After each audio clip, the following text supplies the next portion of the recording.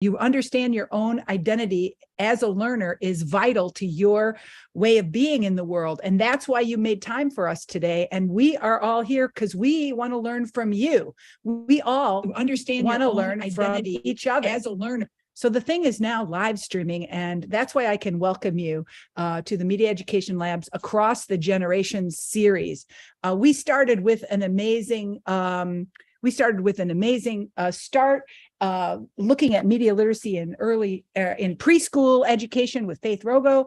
And now we're off to the races, talking about media literacy in the context of elementary education with Kristin Ziemke, who is, for me, a real thought leader in this area. Kristin, I'm delighted that you're part of this series, and take it away, my friend. Thank you so much, Renee. Hi, everybody. It is great to be with you today.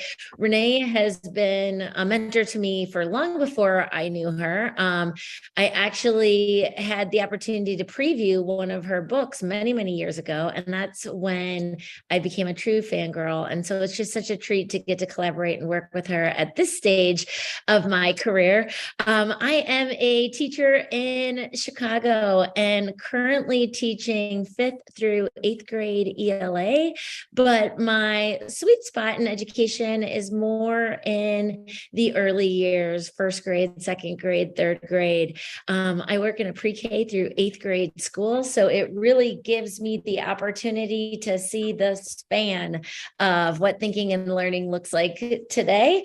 And I'm going to bring some of that to you, and not just talk about what it looks like from the education side of things, but to really look at what does it mean to be on the business side of media education for elementary students. What does it mean to be on the caregiver side of media education for elementary students? So I'm going to be dropping some links for you as well today. You will have a time to talk in breakout groups as with us. But for the next little bit, just so there's no feedback for anyone, if you could just make sure your microphone is muted, that would be fantastic. And let's go ahead and get started. So, and let me just minimize a little bit here so I'm not blocking everything. There we go. All righty. Please reach out to me at any point in time. On the bottom of this slide, you can see my Twitter, Instagram, and website. But before we get too far into it, I want to give a huge shout out to Faith, who spoke with the group last time. If you were here, she really did a phenomenal job of helping us understand media literacy and media education for young children. How can we take care of their well-being? How can we be positive forces in their media education? And so I'm going to pick up where Faith left off. But first, I need you to do a little bit of work. So either on a piece of scratch paper that you might have near you, or definitely feel free to write in the chat.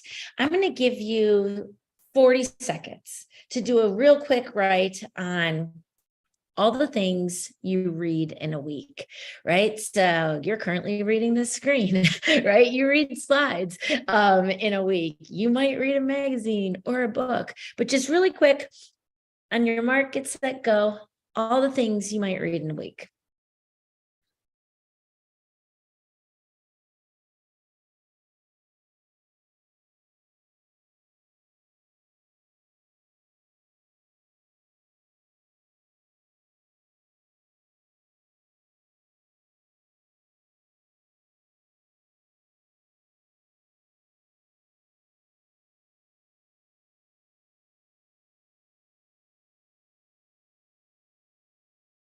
Ten seconds.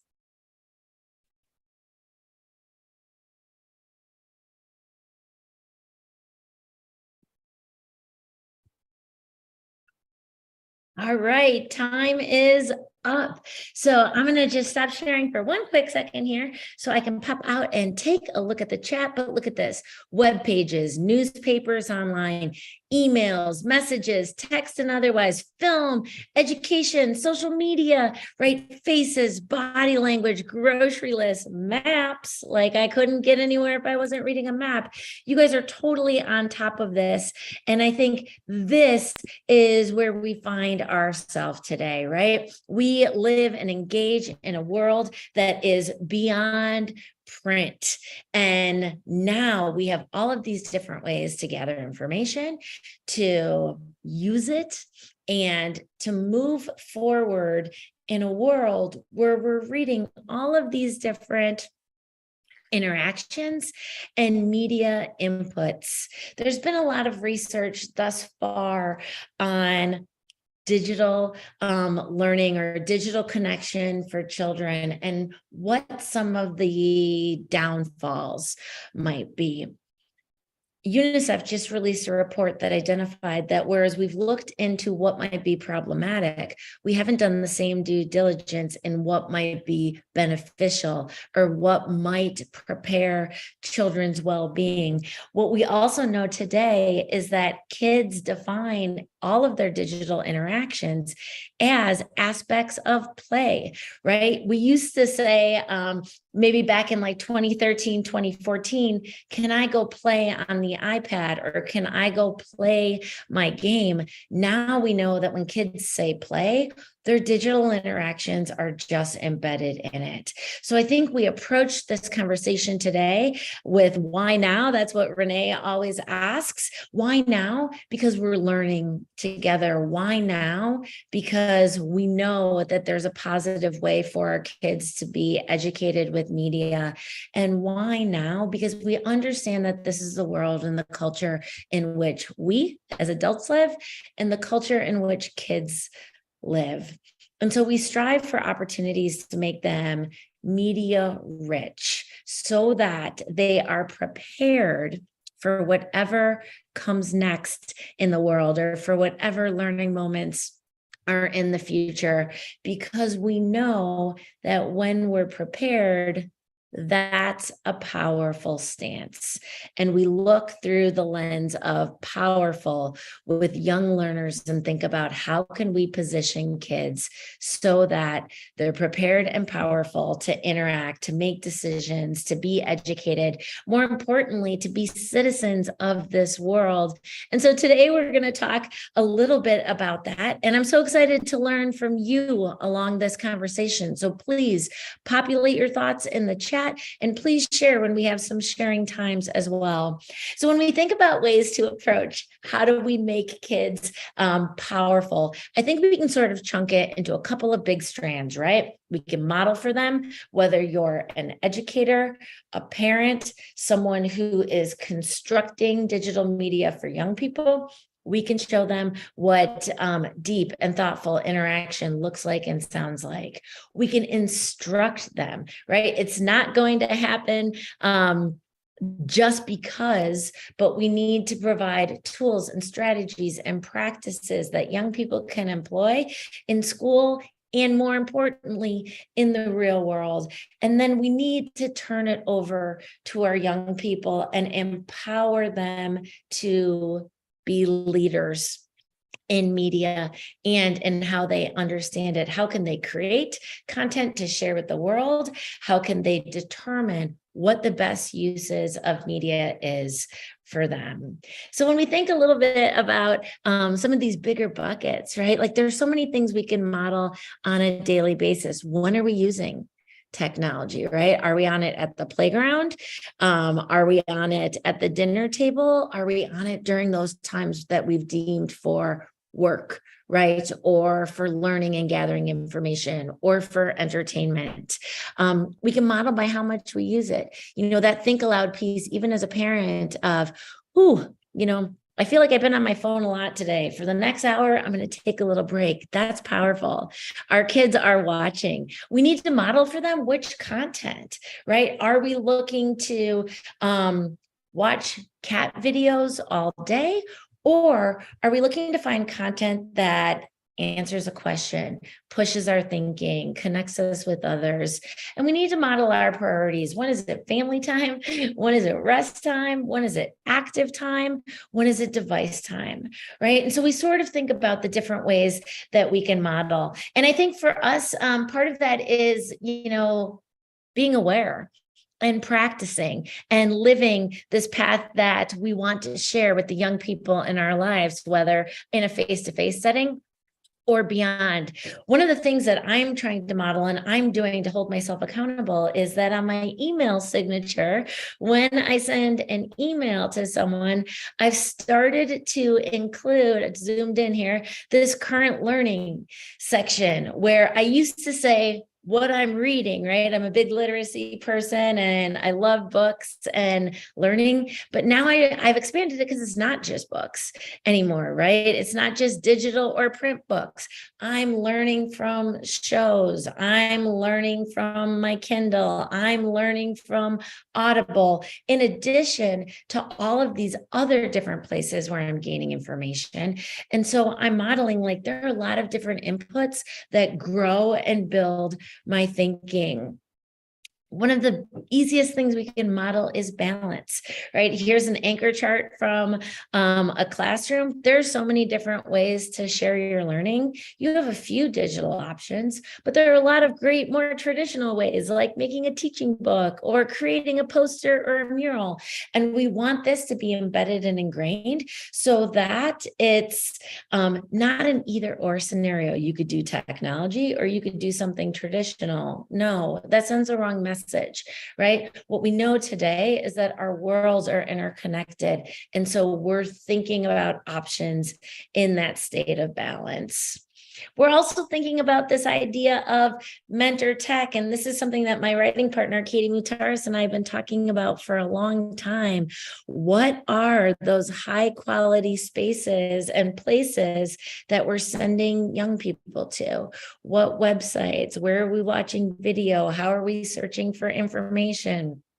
Because we do know that there is a range of opportunities out there. Some might be really high quality, others not so much. And so if we're giving kids opportunity or we're building awareness for what media looks like and sounds like, we want to give them the highest quality examples so that they know where to go in order to find their information. And so this piece of mentor tech is really powerful for young learners. And most of all, modeling that sense of curiosity, right? Like, what am I looking for? How am I using digital media? How am I thinking about it? And what are my actions as a result? I think the next big bucket that we can break it into for young people is this element of instruction. And when we look for opportunities to instruct young people, it begins with watching our kids, right? Yetta Goodman famously coined the term kid watching decades and decades ago, but this piece of watching kids, noticing what they're doing, asking them questions, and then being responsive to what we see them do is the most powerful way for us to plan what's next in their learning trajectory. We ask them questions about what you're doing. Show me how you did that. Talk that through, right? Like that's always my go-to. Talk that through or say more about that, because I want to hear the process that got our kids there so that I can think about what those next steps might be.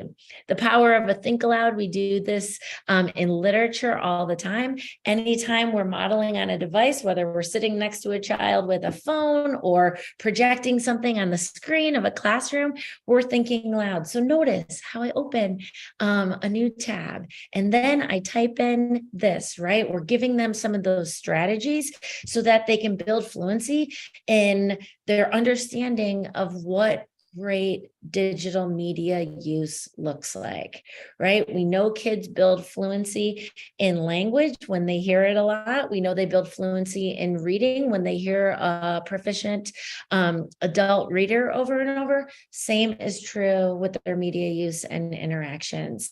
And with that, I think it's just as important to engage students in not knowing, right? We don't need any false sense of the grown-up in the room knows everything about this media that we're interacting with or about digital education. The power is in not knowing and learning together, or modeling. If you do not know, what do you do next, right? Like, I constantly want kids to see the problem solving, and I want them to be my partners in problem solving. So those questions of like, I don't know what to do right now. What do you guys think I should do, right? Whether that be at the kitchen table or on a classroom rug, that is powerful.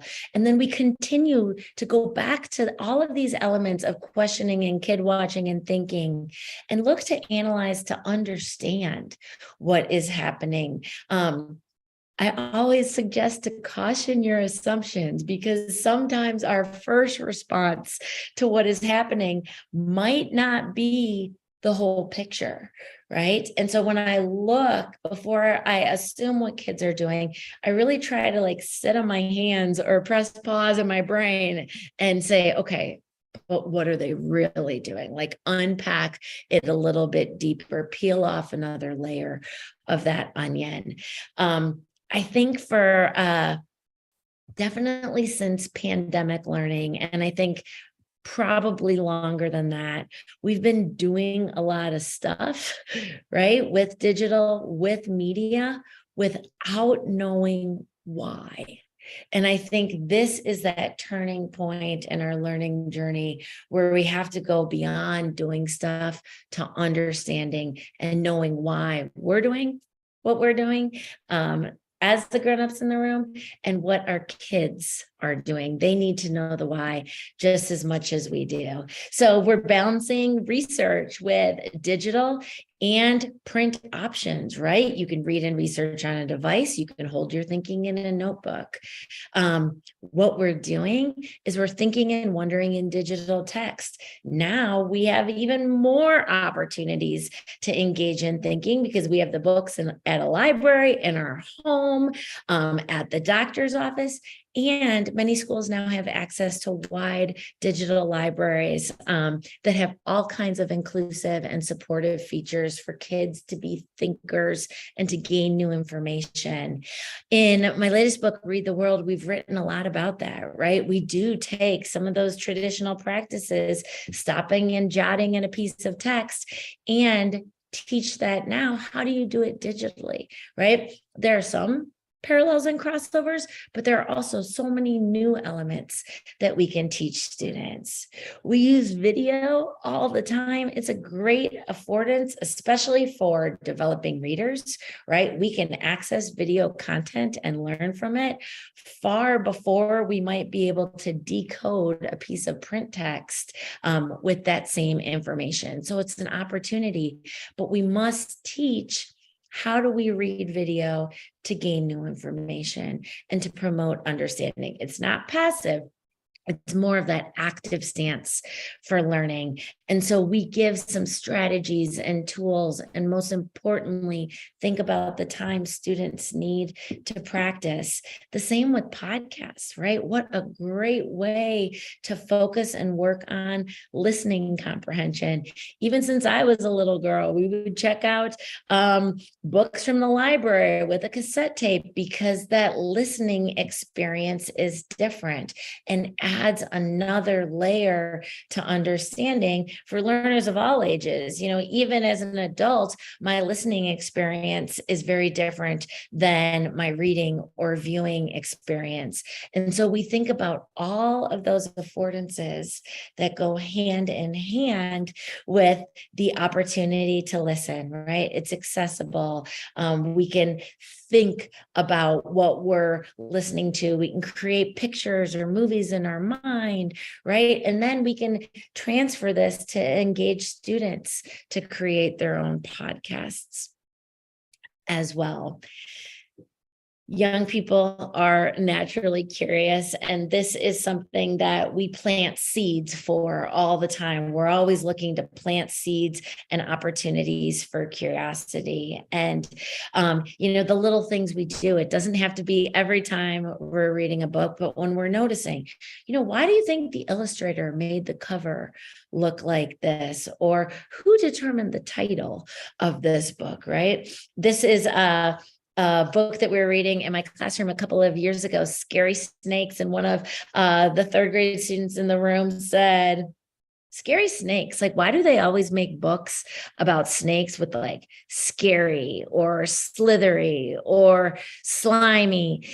That's not right. Like, all snakes are not scary or slithery or slimy, but they always make them out to be like a bad thing. And so we started talking about that and pulling books around the classroom and saying, like, yeah, look at all these books about snakes, like they all have some type of sensationalized title. Or notice the photography that's featured on the front cover. Look at that snake with its fangs ready to like bite right into something.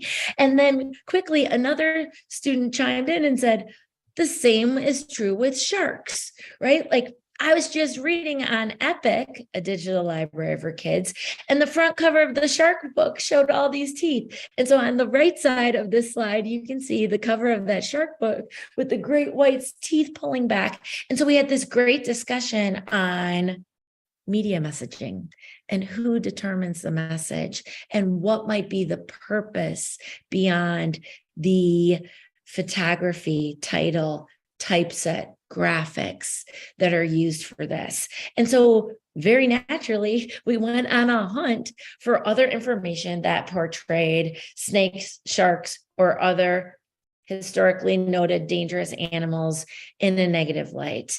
And so there's a lot of research on the critical literacy behind thinking and engaging. And NCTE, the National Council of Teachers of English, just came out with a new media education statement. I'll drop a link in the chat for you later, but this is where you can find it. And it really unpacks some of those opportunities where we can teach kids to think a little bit deeper. In that classroom, we went on to research sharks and found this infographic, right?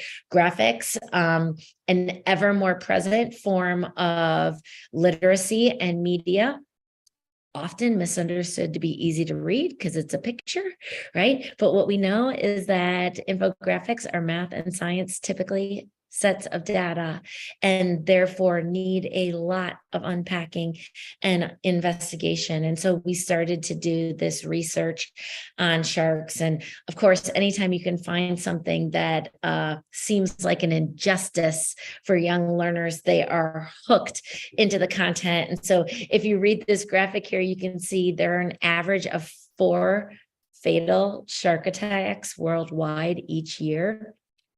Yet it's estimated that humans kill at least 100 million sharks a year. So building awareness and understanding for how can we read media in a different way, and what is the purpose in communicating a message. And so if you're in a school, you might make some charts for feedback, right?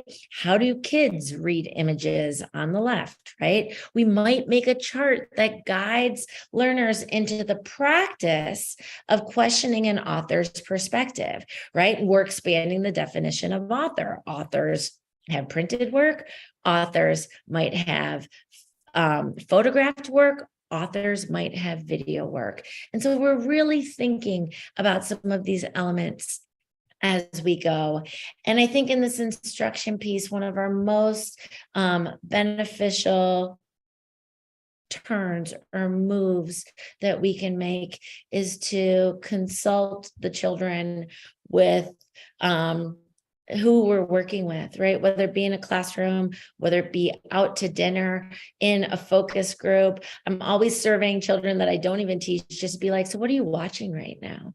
Right? What are you listening to right now? How do you get your information today? And what we know from many different bodies of research is that when we consult children, they have the opportunity to problem solve naturally, right? And often their problem solving strategies are much more complex than something an adult would come up with, because they don't have that inhibition or fear we might have about posing many different solutions.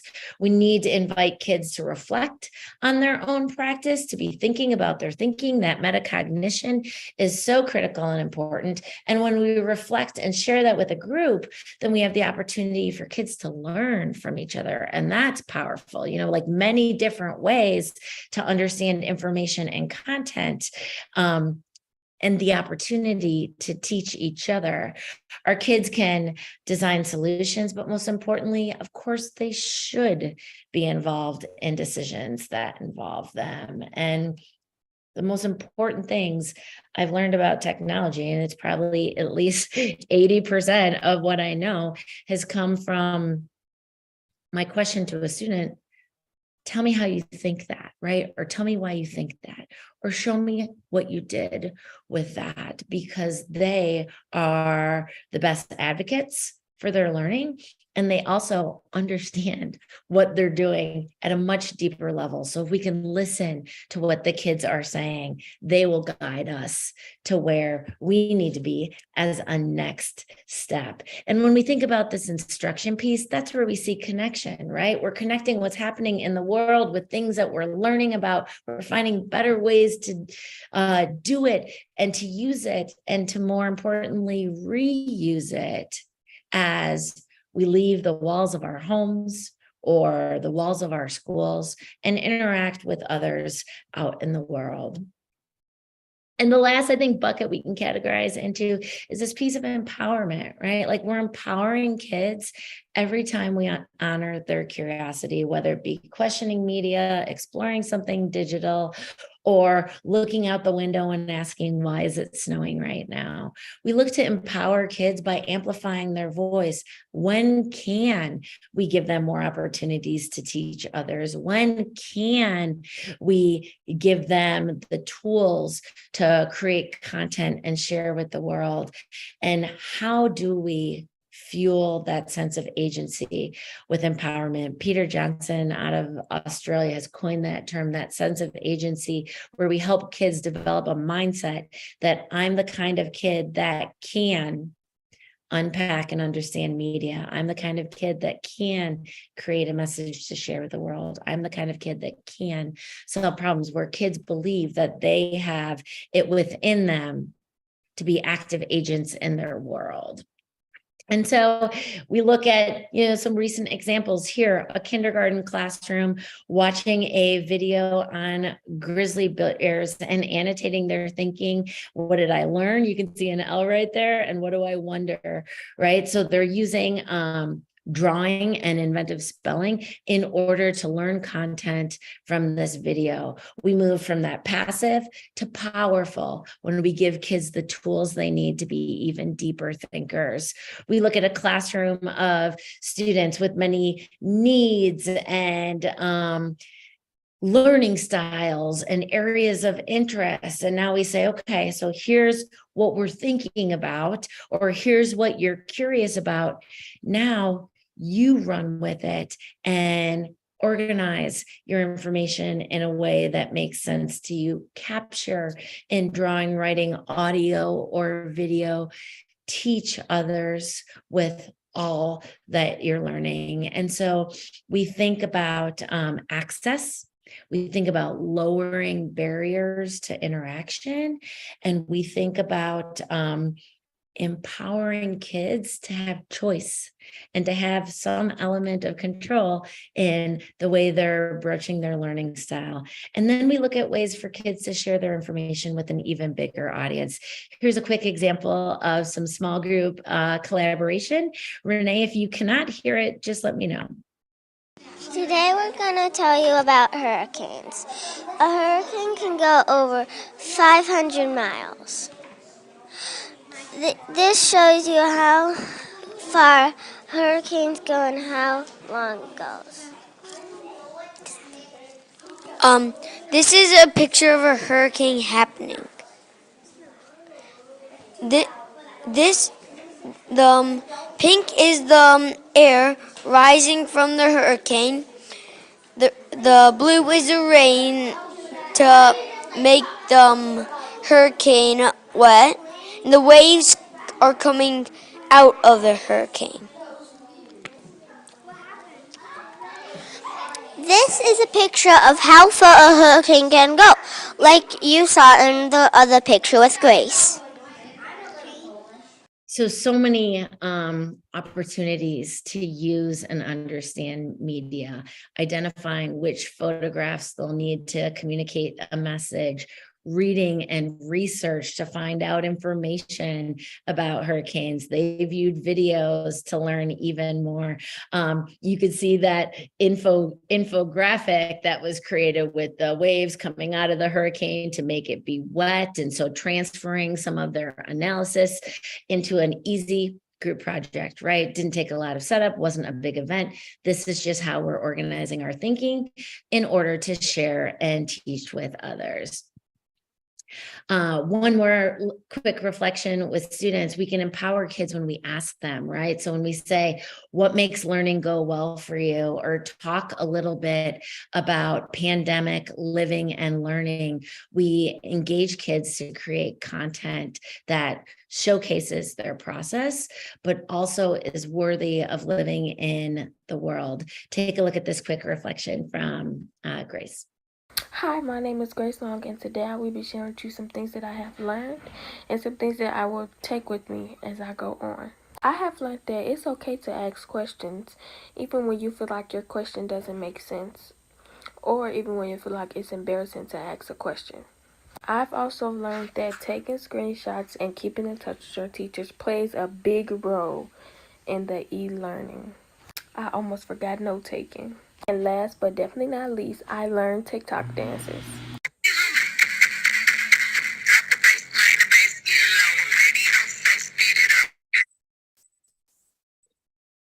All right, so I'm going to stop it right there for a second, but it's so classic, right? Like we know her as a learner in this moment because she told us a little bit about her academics. She told us a little bit about her social as well. And I think this is where we really see that element of student creativity come in on a regular basis. And I think that's another thread where we look for opportunities for young people to create, to learn.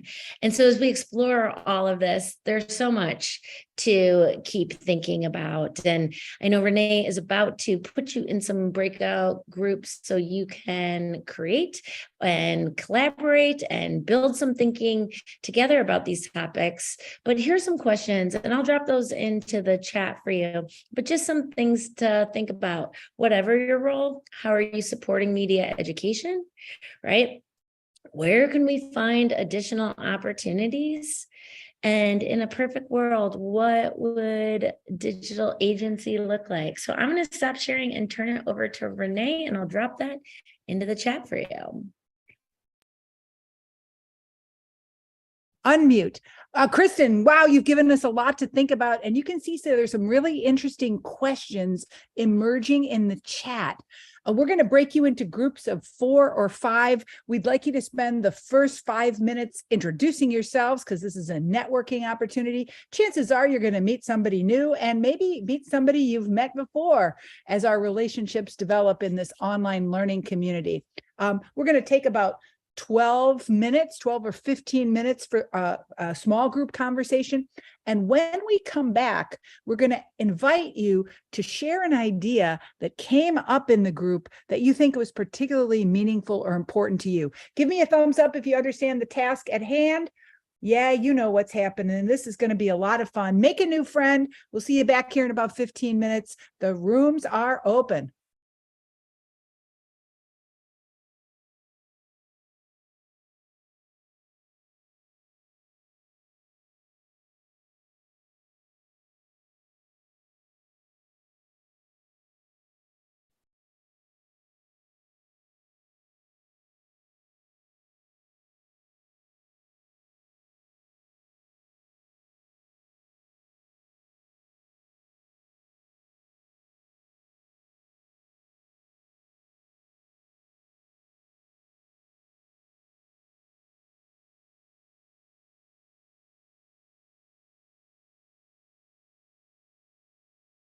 Okay, I'm going to go join the room. Let's see now. Oh, I get to choose which room to join. I'm going to join this room.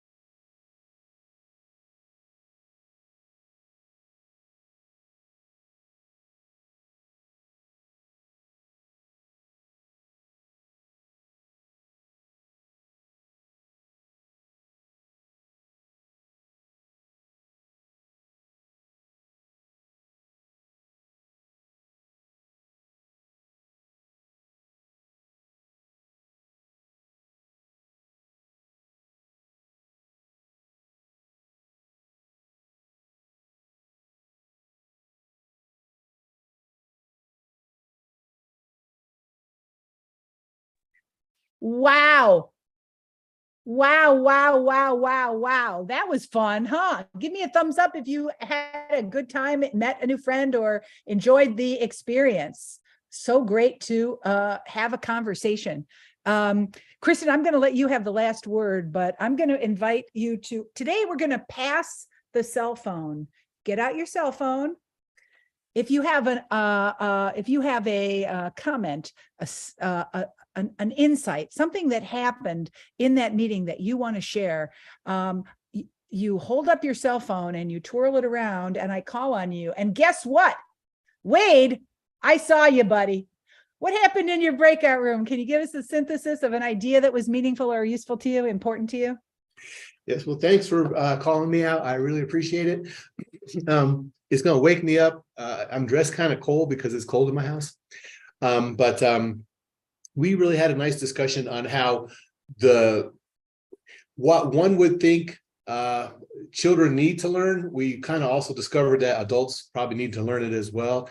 And how do we help frame it all in so that everybody is feeling good? Such a good point, that even though we were talking about elementary students, we're really talking about people of all ages across the generations, as we say. Nice way to kick us off. Okay, something came up in your room that you want to bring out and mention. Ginger, the microphone, unmute your microphone. What was an idea that came up that was meaningful or important to you? It was the same one that Wade just mentioned. The fact that my age group, the others were teachers and professors. And I was commenting to them that people my age need to learn the way we're trying to teach the young ones to think, to peel back these layers, how we're being manipulated by the pictures that are on the covers of the books. And can we dig deeper? And I thought that was so important, because the way we were taught to think 1,000 years ago is the opposite. And to be able to admit that we're wrong, to embrace being wrong, which my daughter who teaches tech is teaching me, and share this with my generation. We definitely need it. Oh, such a great observation. Who's next? We're synthesizing something that came out of your conversation that was meaningful or important to you. Jillian. Turn on your microphone, my friend. Okay. Hi. Hi. I realized, Katie helped me realize that I don't know if I'm the only parent here. I'm not an educator. But that I felt validated by Katie, because I have a son at 10 years old, and we were talking about, like, there's all these great things that, if you focus on the positive of media literacy and everything, but what's the most difficult is there's a cultural thing happening in the classrooms, and that is social media. Some or most kids, and some are quite young, they have access to, like, texting, for example. It could be very innocuous, but it causes problems within the classroom. And classrooms and schools kind of don't want to go there and educate around that, or like develop a culture, or so that we don't feel the kids don't feel excluded, because there's often times where maybe a small group of girls are texting and they have all these inside jokes, but they don't let the other kids in, and so it's like a little club, but it actually affects classroom time, that kind of thing. That's another part of media literacy, but it's also like cultural in the moment that needs to be addressed. Excellent point. Thank you for sharing. Who's next? Okay, Kristin, I'm going to give you the last word. All right. Remember, people only remember the first thing you say and the last thing they say. So what is it, my friend? Awesome. Thank you so much. And thanks to all the groups that allowed me to pop in. Your conversations were enlightening, and I was taking notes and just gathering some ideas. So I just wanted to summarize really quickly, right? Like, it's media, but it's life and it's learning, when we're looking for better practices across the board and for all. Creativity is at the heart of this, right? Like, thinking is at the heart of this. Authenticity is at the heart of this, and audience. And just a note as well is that we really have to keep this diversity, equity, and inclusion on the front of our brains. We have to lower the barriers to digital engagement, whether it be access to the internet, still a problem, right? cost of tools or applications or subscriptions still a problem.